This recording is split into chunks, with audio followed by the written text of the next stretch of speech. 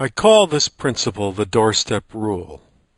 Stated simply, it reads, "My rights end at your doorstep, yours end at mine." This means I must learn to respect the boundaries that separate us. Put another way, I am not allowed to enter into your physical or psychological space unless you give me permission to do so. I hasten to add that this is probably the most violated principle in all of human history.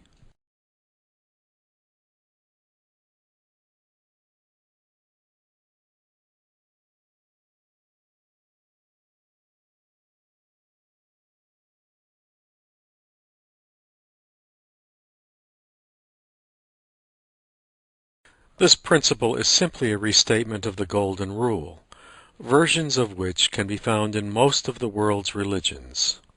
That is, do unto others as you would have them do unto you. It is about creating clearly defined boundaries between people and nations. It is fundamentally about respecting and honoring differences in all their guises. We do not do this well. Nevertheless, by respecting boundaries, this facilitates dialogue across great difference on delicate issues that matter. Now let's take a look at the root cause from a different angle. It was once part of the script that Zionists didn't steal the land because Palestine was a land without a people for a people without a land. Ever heard this? This particular phrase has been the subject of much heated discussion. It has been interpreted by many to mean that Palestine was such a land and that therefore it justifies the creation of a Jewish state on that site. A book was published in the early 80s which supported that view. From time immemorial by Joan Peters appeared to be an impressively documented work that justified the Zionist position. I quote here from an early review of the book by Daniel Pipes. He wrote, "In 1939, Churchill challenged the common notion that Jewish immigration into Palestine had uprooted its Arab citizens. To the contrary, according to him, so far from being persecuted, the Arabs have crowded into the country and multiplied." The book was received in the United States by incredibly positive reviews. Reactions in Great Britain were another matter, as the following review attests.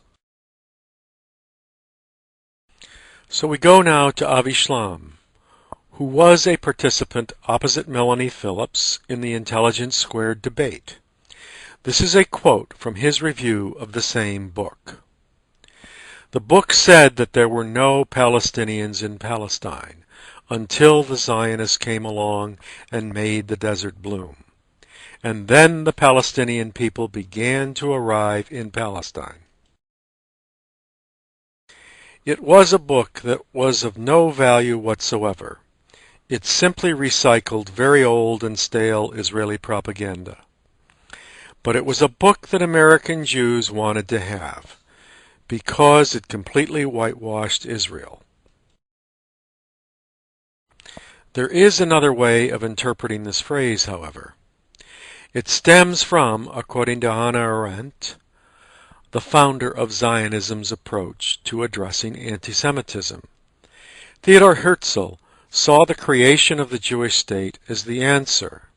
He believed that a people needed a state, and that such an entity would legitimize them in the eyes of the world. He felt this way because Jews could never be considered bona fide residents of any state or country in which they lived. Jews, then, from this perspective, could never be considered French or British or Spanish by the mere fact that they were Jews.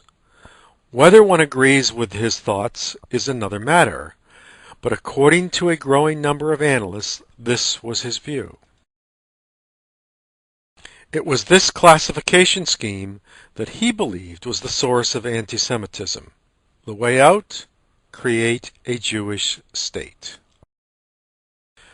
Palestine as a state did not exist. Since there was no state in Palestine, that is, no official governmental organization or structure, there then could be no such entity as a Palestinian people. In that sense, the Palestinian people did not exist. At one point, Golda Meir, on air, said to Alan Hart, "There is no such thing as a Palestinian. It was not as though there was a Palestinian people and we came and threw them out and took their country away from them. They did not exist." She retracted her statement after her death in this manner, and I quote Alan Hart, "Even though Golda's statement represented Zionism's official line on the matter, a line that was accepted and repeated parrot-like by Israel's unquestioning supporters everywhere, she had her personal assistant deliver a clarification immediately following her death. She told me to tell you that as soon as those words left her mouth, she knew they were the silliest damn thing she ever said." Perhaps, for Theodor Herzl, the doorstep rule did not apply. That, after all, was the tenor of the time. The particular nature of the traumas that Jews experienced mitigated against consideration for the native population of Palestine. Did we, after all, not do the same thing in the United States? Here is an early map of the United States which details the territory occupied by the various Indian tribes. Suffice it to say, we did not honor their territorial boundaries at all. To make matters worse, did we not characterize the American Indian in much the same way you hear the characterization of the Palestinian Arabs in the scripted view of this conflict? To underscore the point, let me quote Winston Churchill's remarks to the Peel Commission in 1937. "I do not agree that the dog in a manger has the final right to the manger, even though he may have lain there for a very long time. I do not admit that right. I do not admit, for instance, that a great wrong has been done to the Red Indians of America or the black people of Australia. I do not admit that a wrong has been done to these people by the fact that a stronger race, a higher grade race, a more worldly wise race, to put it that way, has come in and taken their place." Churchill's views were not out of sync with the times.